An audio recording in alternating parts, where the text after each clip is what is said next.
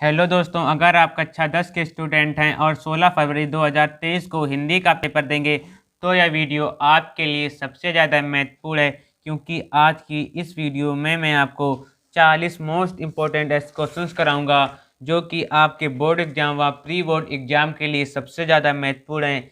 इसीलिए आपको यह इस वीडियो को पूरा अंत तक देखना है व इस वीडियो को अपने दोस्तों मित्रों के साथ भी शेयर करना है, जिससे कि वो लोग भी अच्छे से पढ़ाई कर पाएँ और हिंदी के पेपर में 70 में से 70 मार्क्स स्कोर कर पाएँ।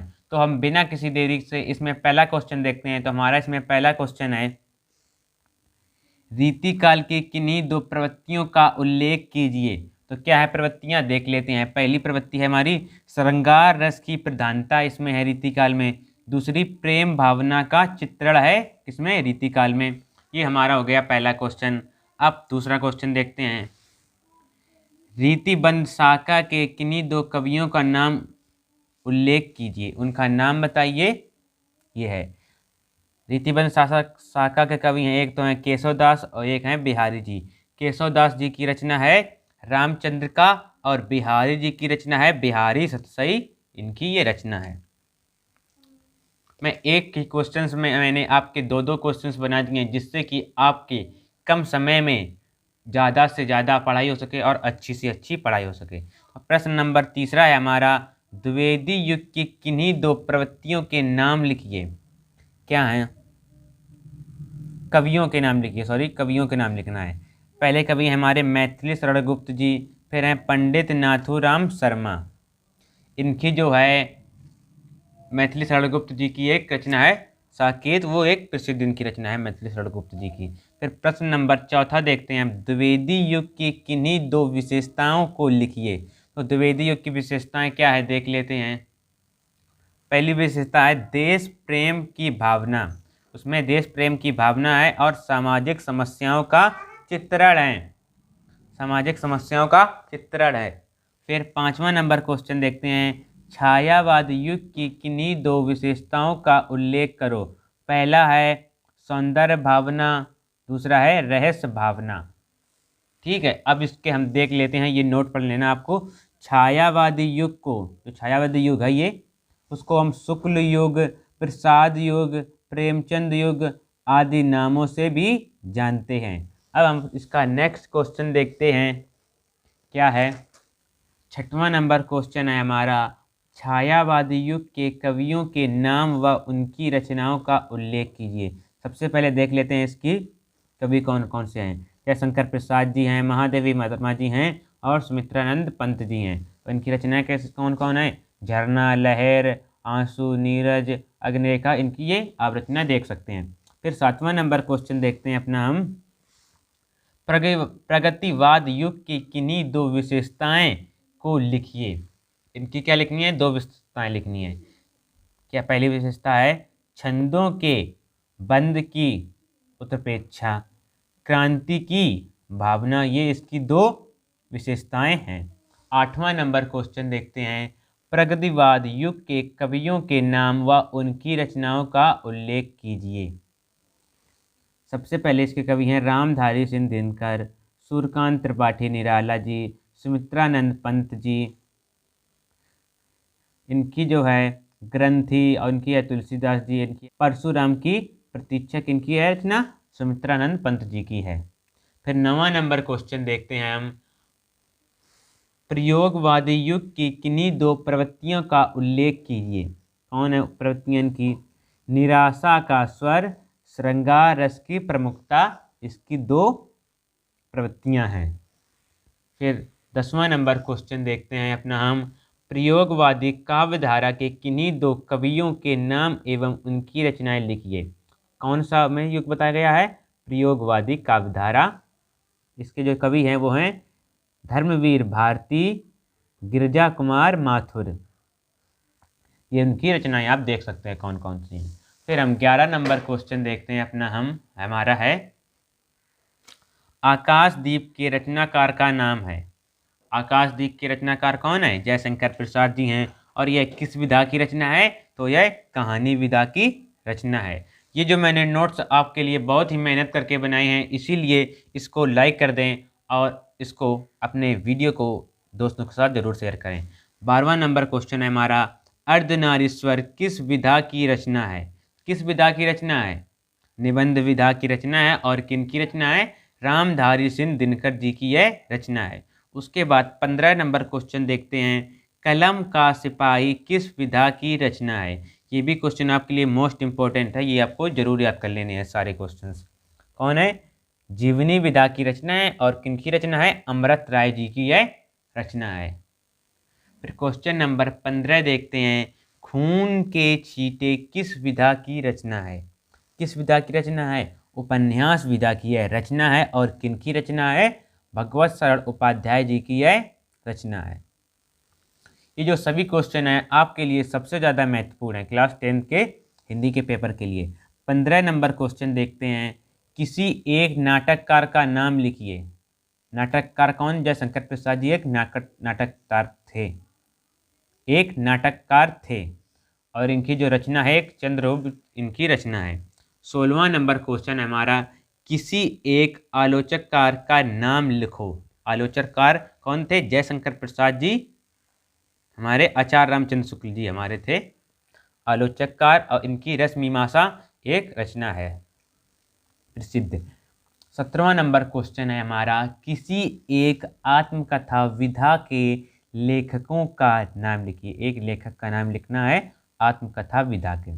कौन है? गुलाब राय जी हैं इसके लेखक। और उन्हीं की यह रचना है मेरी असफलताएं, गुलाब राय जी की रचना है। क्वेश्चन नंबर 18वां देख लेते हैं, हिमाचल की पुकार किस विधा की रचना है? तो नाटक विधा की यह रचना है। और जयप्रकाश भारती की यह रचना है। ठीक है, उसके बाद क्वेश्चन नंबर 19 देखते हैं, सूरज का सातवां घोड़ा किस विधा की रचना है? किस विधा की रचना है? उपन्यास विधा की यह रचना है। और धर्मवीर भारती जी की यह रचना है। फिर क्वेश्चन नंबर 20 देख लेते हैं, हिंदी साहित्य का इतिहास किसकी रचना है? तो हिंदी जो साहित्य है किसकी रचना है? आचार्य रामचंद्र शुक्ल जी की यह रचना है। और किसकी रचना है? चिंतामणि, मतलब आचार्य रामचंद्र शुक्ल की यह रचना है। और चिंतामणि इनकी एक प्रसिद्ध रचना है आचार्य रामचंद्र शुक्ल जी की, जो मैंने अभी ऊपर आपको भी बता चुके हैं। उसके बाद नेक्स्ट क्वेश्चन देखते हैं अपना हम 21वां नंबर है। क्या क्वेश्चन है हमारा? इंद्रजाल किसकी रचना है? किसकी रचना है? जयशंकर प्रसाद जी की यह रचना है इंद्रजाल। और यह कहानी विधा पर आधारित है इंद्रजाल। फिर 22 नंबर क्वेश्चन है हमारा, विचार विधि के रचनाकार का नाम लिखो। कौन है विचार विधि के रचनाकार? आचार्य रामचंद्र शुक्ल जी विचार विधि के रचनाकार हैं। और यह निबंध विधा पर आधारित है। उसके बाद जो नेक्स्ट क्वेश्चन है हमारा, आवारा मसीहा किस विधा पर आधारित है? किस विधा पर आधारित है? जीवनी विधा पर आधारित है। और विष्णु प्रभाकर जी की यह रचना है। ये जो मैंने सारे क्वेश्चंस लिए हैं, ये इसमें से बहुत सारे क्वेश्चंस रिपीटेड क्वेश्चंस हैं, मतलब जो हर साल ही आते हैं।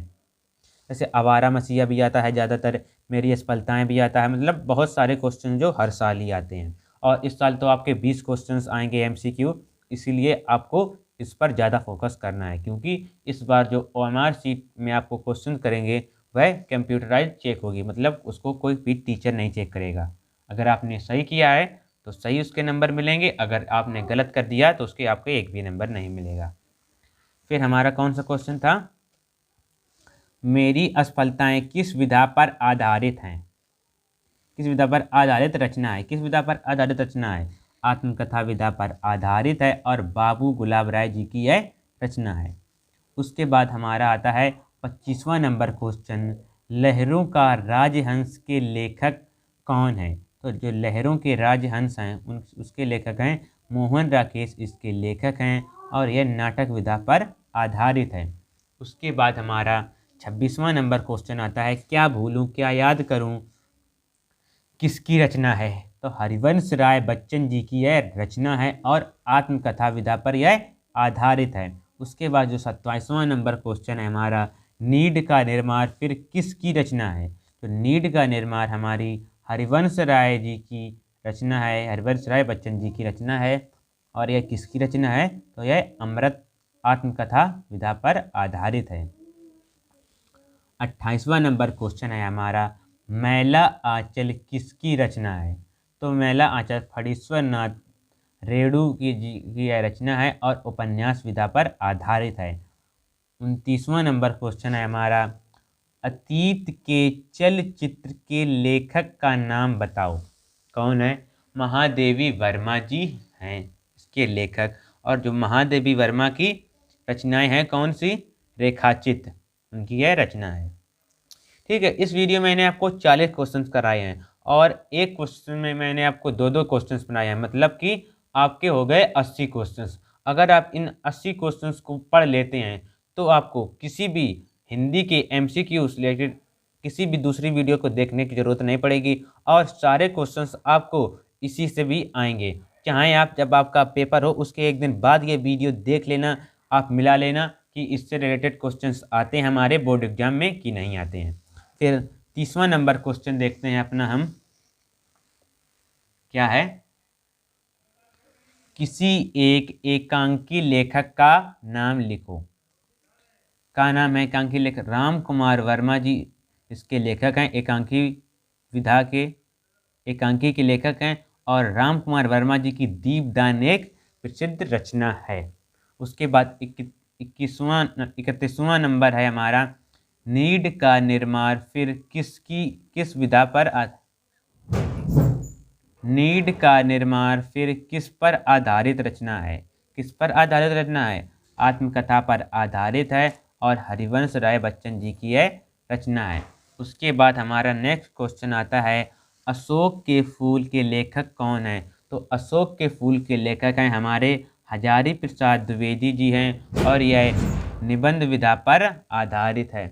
उसके बाद नेक्स्ट क्वेश्चन आता है हमारा, गेहूं और गुलाब किस विधा की रचना है?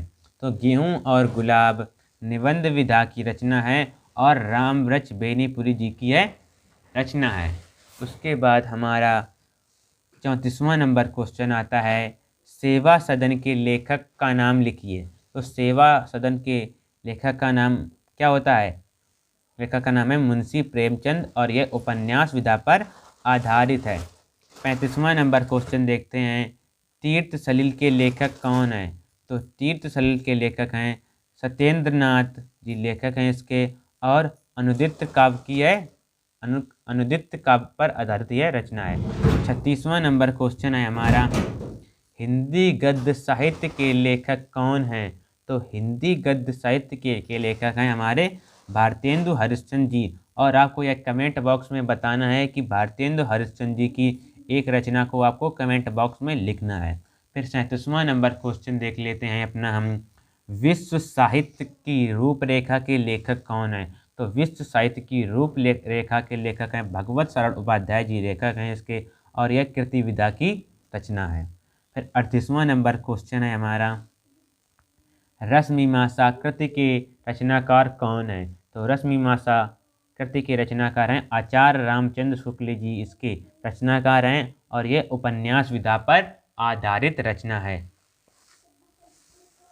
39 नंबर क्वेश्चन है हमारा, त्याग पत्र के लेखक कौन हैं? तो जैनेन्द्र कुमार जी इसके लेखक हैं और आपको एक कमेंट बॉक्स में बताना है कि यह किस विधा पर आधारित रचना है। और आपको एक मैं क्वेश्चन बता रहा हूं आपको कि परीक्षा गुरु के लेखक कौन है, उसको आपको कमेंट बॉक्स में बताना है कि परीक्षा गुरु के लेखक कौन है। फिर 40 नंबर क्वेश्चन देखते हैं अपना, दीपदान के लेखक कौन है? तो दीपदान के लेखक कौन है ये मैंने आपको बता चुका हूँ। कौन है? वैसे एक बार बता देता हूँ फिर से, राम कुमार वर्मा जी इसके लेखक हैं और यह एकांकी विधा पर आधारित है। ठीक है, तो आज की वीडियो में हमने सीखा 40 हिंदी के मोस्ट इम्पॉर्टेंट क्वेश्चंस और एक क्वेश्चंस में मैंने दो दो क्वेश्चंस बना दिए थे, इसीलिए हमारे हो गए टोटल 80 क्वेश्चंस। अगर आप इन 80 क्वेश्चंस को ध्यानपूर्वक पढ़ा होगा तो आपको बोर्ड एग्जाम में इसी से 80 क्वेश्चंस से और बाहर नहीं आएगा, इसी 80 क्वेश्चंस के अंदर ही आएगा। चाहे आप एक दिन अगर आपके पेपर हो जाए उसके एक दिन बाद भी आप इस वीडियो को आकर देख लेना तो भी आपको यह क्वेश्चंस उसमें से बहुत सारे आएंगे। इसीलिए इस वीडियो को अपने दोस्तों के साथ शेयर करें। अभी तक हमारे चैनल को सब्सक्राइब नहीं किया है तो सब्सक्राइब कर लें और बेल नोटिफिकेशन को ऑल पे सेट कर लें, जिससे कि आप सभी लोगों को हमारी लेटेस्ट वीडियो की नोटिफिकेशन सबसे पहले मिल सके और आप लोग अपनी पढ़ाई अच्छे ढंग से कर सकें और अपने माता पिता का नाम रोशन कर सकें।